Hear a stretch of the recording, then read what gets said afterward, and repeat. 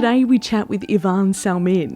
Ivan is a clinical psychologist who works in the private practice, as well as a senior clinician and program coordinator at Touchstone. That's a CAMS therapeutic day treatment program for young people with emerging borderline personality disorder who frequently struggle with emotional dysregulation, self-harm and suicidal behaviour.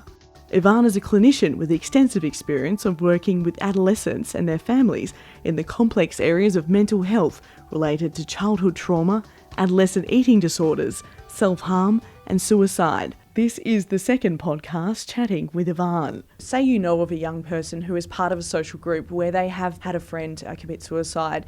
What's some of the things that we need to look out for? There is a very well-known phenomenon, that the suicide in one person can trigger, just suicidal behavior in another, especially if we're talking about close friendship groups or if we're talking about relatives, because it's, again, we're talking about the balance between the internal resources or internal external resources for a person and the stresses that they face and the challenges that they face in their life. And often the stresses and challenges are outweighing, and it takes like one extra things. And of course, suicide by friends' suicide or relatives' suicide, it's a huge and a quite upsetting event that can really upset this balance and take this person to take this extra step for themselves as well. So I think it's something for health practitioners to keep in mind and particularly increase the vigilance, just when this occurred in the community settings. I also would like to mention that there's some research indicate that there is maybe three separate groups that we're talking about if we're thinking about the risk of suicide. And some of the researchers indicate that one of these groups is those young people with long-standing life and behavioral problems, school failure, family relationship problems, childhood sexual abuse experiences, family domestic violence, personality problems, low self-esteem, poor peer relationships. And it's kind of like the number of factors that I mentioned before, and interplay interactions between these factors all can be this cumulative effect for the person to start to display suicidal behavior or maybe to take a step into complete suicide. And there is another group, those with a major psychiatric disorder. So maybe they not necessarily have all these elements or all these factors that I mentioned in the first group, but they have from the very beginning maybe genetically kind of like predisposition and being diagnosed with one major psychiatric condition. And this can lead to certain suicidal behavior. And it's can be with ongoing planning and thinking about suicide, or maybe with short plans and already just ongoing suicidal behaviors, and presentations to EDs or to hospitals. And that there is a third group, those in whom the suicidal process occurred as an acute response to life event. So it's something tragic happened in their life, and they maybe were not they were not on a radar, for the health practitioners, in terms of they're not in the risk category, they don't have mental health illness, but suddenly this major life event just upset the full balance and just put them in this spiral, and just end up to take them seeing no way out, but taking this major step in their life and taking their life. So that's kind of like I thought would be important to share with you as well. Also, just in terms of for health practitioners, whether it's GPs or nursing staff, just to keep in mind that many young people have seen the GPs in the 12 months before completing suicide, so that it's and for older adults, it's sometimes it's even 1 month before they taking this step. So it's taking this in consideration that every time that the young person is presenting, that's an opportunity to check with them, especially the stuff that I mentioned, that often if you're not ask the questions that they maybe the person will not share with them what's going on for them. But I think from my experience, when you start to ask questions, and if you really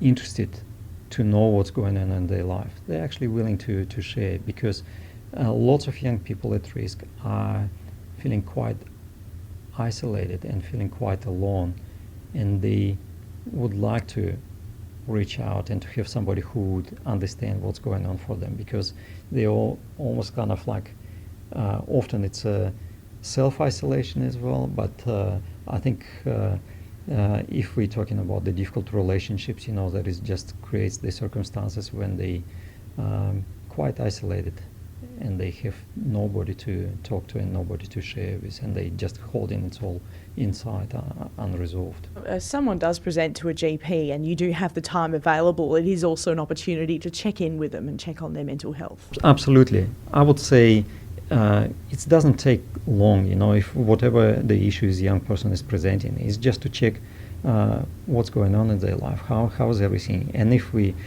thinking about the different factors, what's going on at school, and I can go through the checklist I prepared here just for me. It's almost kind of like you can have an interview map for yourself to check home and family relationships, what's going on at school, how's they eating and exercise, how's the activities, whether they engaging in some enjoyable activities, hobbies and interests and social networks, what's the drug and alcohol use, and what's the sexuality and relationship, because we're also talking about that lots of young people who struggle with their identity, with their sexuality, is presenting as one of the risk factors, and they really struggle with mental health, and they display the self-harming and suicidal behavior as well. So it's something to take into consideration as well. And suicide is one of the mental health issues. I think also it's very important to keep in mind that to check how's the person's exercise and nutrition, because often young people don't eat breakfast. And I met a lot of young people who can go through all day without eating anything, and they copying what their friends are doing. They again the body image, particularly among young girls, and I think it's very difficult to process the information, and we know that if you're starved, if your brain is starved, is really the areas of the brain that are responsible for cognitive processing and for emotional processing are not functioning very well. So I think it's very important, maybe even first things, to check whether they have breakfast when you see them, and maybe just to offer them a cup of tea or biscuit to start with, because that can make a difference already in how they engage and what they're able to share with you. So that's the kind of like on the nutritional level, to check what's the eating patterns, just to check what's the level of exercise, because there is evidence when the people engaging in regular exercise, it does improve the emotional well-being and mental health. And often it's very important factor. And we see a lot of young people who spending times on the internet, online, in the social media, and they don't exercise. They can spend days or playing internet games. But if we're talking about young people, there is lots of time spent maybe sitting online and not enough physical exercise that can impact on a person's mental health. So it's important to check this. Also, very important to check if the person spend a lot of time on the phone or in front of computer. It can maybe impact on the sleep and the level of sleep, but also the amount of sleep. Using the personal example, I know that if I'm a couple of hours short of sleep, I'm not feeling myself. I'm kind of like, often it's a combination of, if I don't have my lunch or dinner in time. And if I'm sleep deprived, I'm turning into some kind of animal, and I don't recognize myself because I'm different. And it's almost kind of like, don't touch me, feed me first, or let me to eat, and then I'm quite happy to interact. And it's almost like goes beyond my own control. I can't help myself. So it's something important to keep in consideration. Just the young people, when they're still growing, they need at least 9 or 10 hours of sleep, and often it's not happening, just for them.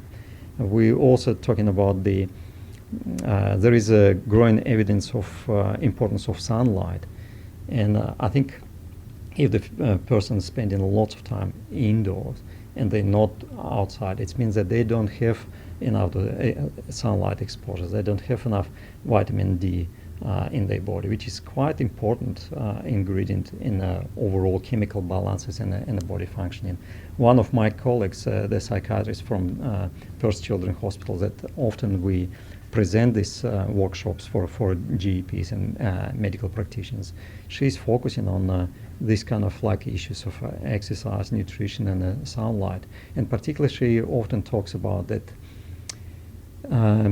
it's very important to have period of time on the sun without sunglasses, because the sunlight and the ultraviolet that it's impacting on the retina creates the chemical reaction that it's quite helpful for the brain chemistry. And so therefore, if we continuously wearing sunglasses and the sun cream or closed our body because of the fear of the melanoma, or like is it's part of the skin cancer, we might be at risk of actually developing deficiency of vitamin D as a result of this. So there is something very important to keep in mind. So that's kind of like I think for the mental health and the health practitioners, something just to keep in mind in the engagement with young people and what to check for. But then, of course, we need to also consider, just how to keep the young person engaged, and because lots of young people are not really this trusty, and again, as I mentioned before, fear of being judged of what they're able to talk about, especially if it's an issue of self-harming or suicidal thoughts or their sexuality, especially if they're not sure about their identity. It's quite difficult topics, and can create a lot of turmoil for a young person. So we need to ask what's going on for them. But we also need to ask it in a certain way, so that they feel that they're not going to be judged, and the person is genuinely interested in what's going on for them. So that's quite important. I think just to keep in this model of OARS, OARS it's the abbreviation for OARS. First is asking open questions, and then using affirmation, the person commenting positively on the strengths and effort and the intention, and then reflecting back on them in terms of whether you understand correctly what they shared with you. Because sometimes the person can share, and they can share one thing, but we can kind of hear completely different things. So we need to check whether we understood them correctly, so that there is avoiding misunderstanding. And for a young person, it would be very good to hear that you really check in with them, and they have this opportunity to correct you if it's not what they meant, when they shared something with you, and also summarize at the end so that you understand what's going on for them overall. I also would encourage health practitioners maybe just to have some kind of sensory box, because I often have sensory box in my office, and it could be like stress ball or some maybe Play-Doh or some little bits and pieces, rocks, maybe little rocks or little kind of textile things that the young person, if the young person with a high level of anxiety, when they have something in their hand to interact with, it's much easier for them than to talk. I just discovered it so many times when they just playing and fiddling with something in their hands, they will engage with you in much better way. And I would encourage you to test this and to discover that it's the case.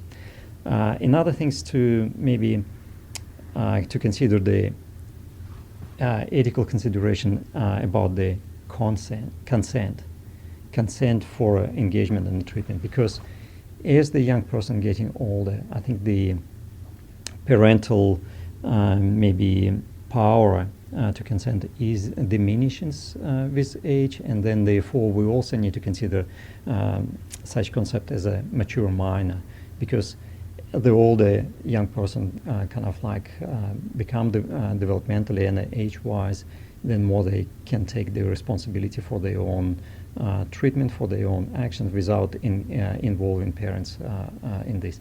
And it doesn't mean that we always need to treat them without involving parents. As I said before, in my work unit that I'm working in my service, we encourage to engage with parents, because they, again, as I said, we see family is the most important resource for some for a young person. But in some situations, it can be the case that the parents and the family situation is unhelpful and more harmful than is good. And so therefore, if young person is of 15 years of age or older, and they have a freedom from their parents or guardian, they live apart from them and managing their own affairs, the level of intelligence is good enough to being capable of understanding and appreciating the implications of the actions and what maybe they consent for, what kind of treatment they need, or the process engaging in the health-wise, and they have maturity, absence of control by parents, and they self-support, and they engaging in a part-time employment or full-time employment, and they act in general as an adult, then we can consider them as a mature minor, and we can engage them in the process without engaging their parents, if the young person particularly doesn't want parents to be involved in this. Or also the issue of confidentiality. If the young person, considering all the factors that I just mentioned, insist that the certain information is not shared with the parents, we have to respect this and actually use this as a boundary for our confidentiality as well. So then we can engage and stay engaged with the young person. And I think that in this respect, the Mental Health Act of the new Mental Health Act of 2014 is recognizes this, and it's recognizes that some children, particularly those between the ages of 14 and 18, may have a degree of maturity which is similar to an adult, and should be able to make their own decisions about the care and treatment process. So, and that's the supports the status of mature minor in treating. I think if anything else to mention probably for the healthcare providers and nursing staff and the doctors is just to do the general mental health examination, just what's the person's appearance and behavior, what's the speech like, what's the mood and affect, whether they able to form the thoughts well and articulate when they're communicating with you, what's their cognition, and whether they have insight in terms of what's going on for them. So all this information is important. And then, of course, assessing the risk factors. When you explore, not being afraid to actually explore about whether they have suicidal thoughts. I usually ask whether the situation, especially if they're describing that the situation has been, they had tough times, I would ask, considering that you have had a tough time recently, have you ever thought about kind of like maybe go to sleep and never wake up, or have you had suicidal thoughts? I ask directly, and I think the direct questions brings the good answers and good results, because the young people are then able to actually share. It's more of our anxiety to think or ask these difficult questions. That's what creates the barrier. But actually, if we start to practice this and not to worry about kind of like maybe upset the young person, we will discover that we will get lots of information from a young person, and they would be able to share this with us. So, okay, this we talked about if we are dealing with young person on their own. However, if young person presents with their parents and with family members, it provides us an opportunity to observe what's going on, what's the dynamics. I usually pay attention, what's the people seating arrangement, who is sitting with who, how they close each other. Often I see that the mother and the child or father and the child sit on the same sofa, but in a completely different corners of it, and almost like the body language turning away from each other. This can really communicate, and you can ask, what's happening, what's going on. If you can see that maybe the child is sitting between the two parents and the parents like squashing, that maybe there is a bit of overprotectiveness, for example. So we can observe a lot with what's happening in the surgery room, just when the family presents, the family communication, family dynamics, whether the parents being able to think what's going on for their child. And I often ask the parents questions, or how do you think your child, using their names, felt about coming to see me today? Or what was the feelings behind? And this question can trigger a number of responses. The parents can be demonstrating that they're fully aware of what's going on for the child on a cognitive level, on emotional level, or you can have a response, I don't know, because I'm not in their head and I have no idea what's going on in their head. And that's what really communicate to you, okay, where these parents and the child, whether they on the same planet or whether they completely existing on a different planets at the moment. And it's not necessarily, I think, very important for us to take this into consideration. If the people present to you in a time of crisis, and you can see this unhelpful dynamics that happening in the room, it's not necessarily that it's the answer and that's the cause for the child's struggling, because often when people present in a time of crisis, it's very important for us to remember that it's just a snapshot of this period of time in the crisis.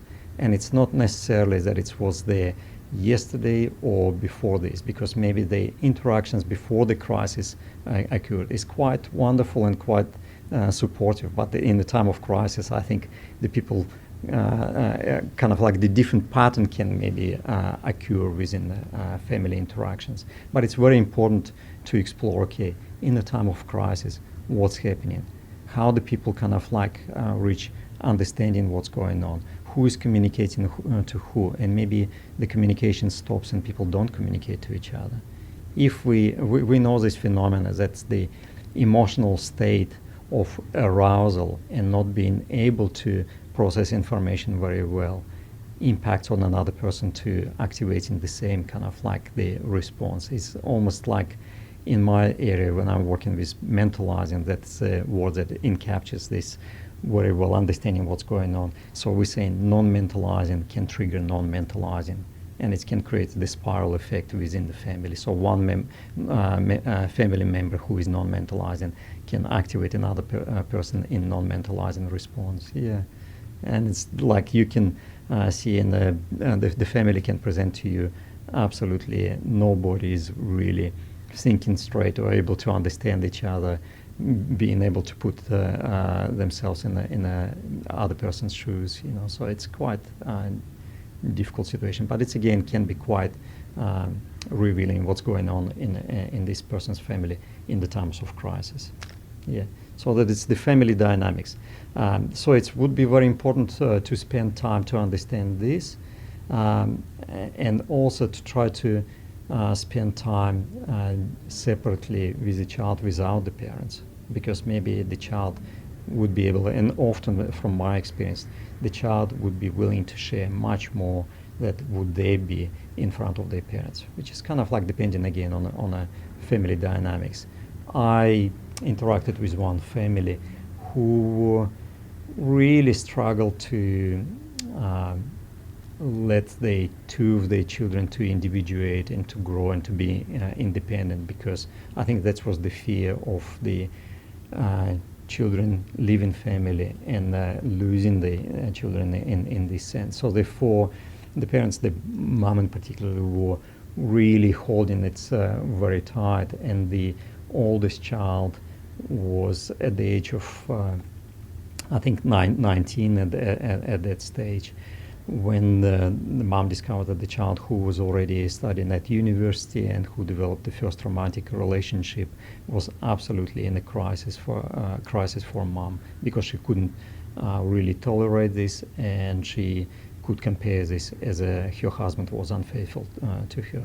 So it was quite tough, and she was not able to maybe to see and to experience that this child on emotional level, developmentally, is already an adult and need to, it's a normal activity and behavior that they engage in this. But it was very difficult for mom to consider because of her own emotional response to this. So it's quite important to observe these dynamics.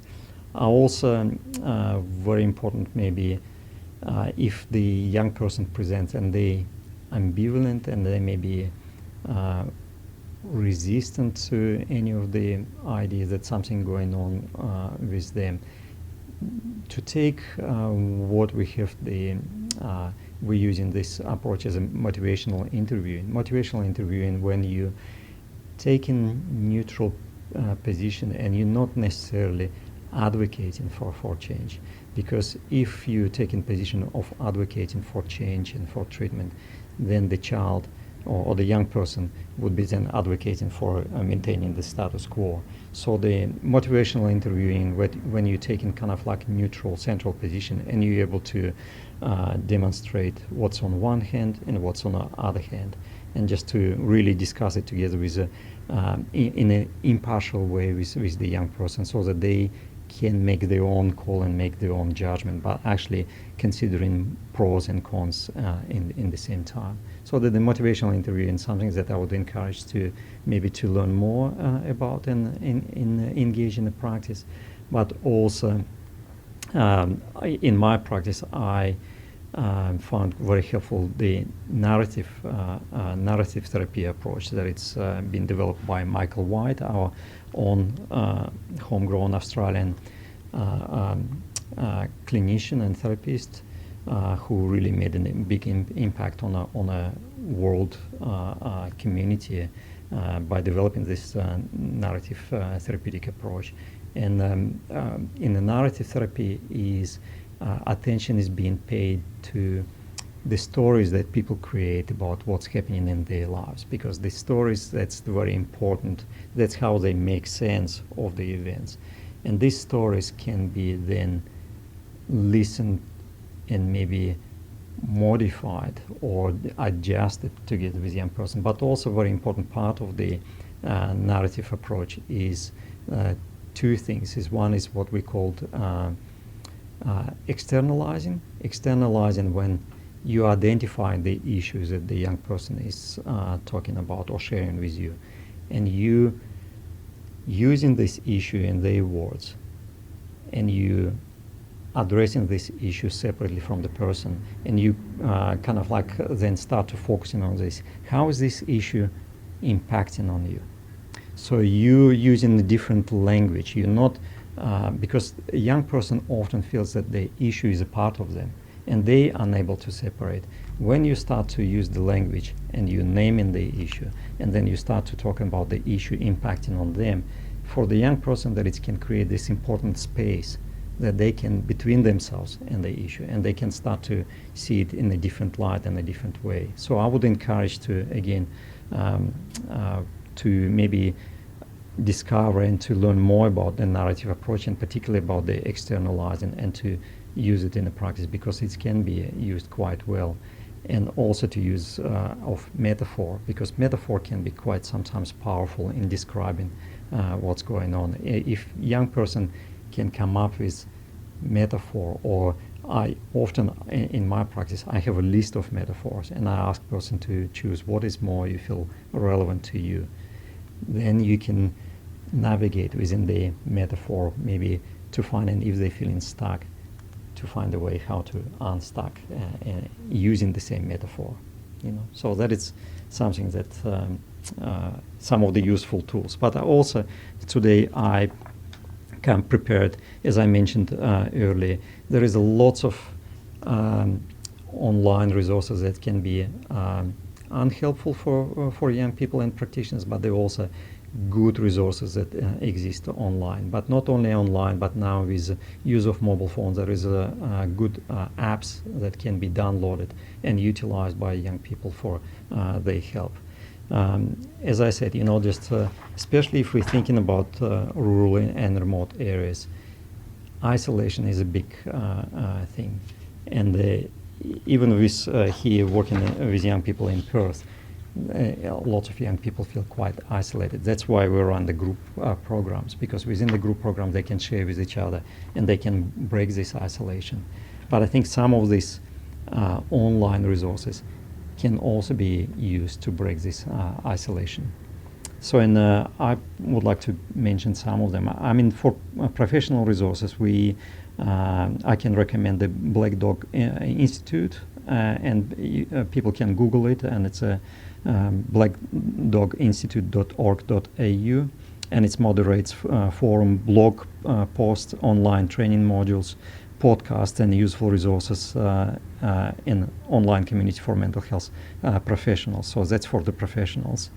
And also I found the in Perth CCI, which is Center for Clinical Intervention, has very good resources for clinicians, and people can download and use them for the work in the medical surgeries. In terms of the mental health programs and resources for young people, I can recommend the youth focus the website, and so they can provide support for young people between the age of 12 and 25 with their mental health issues.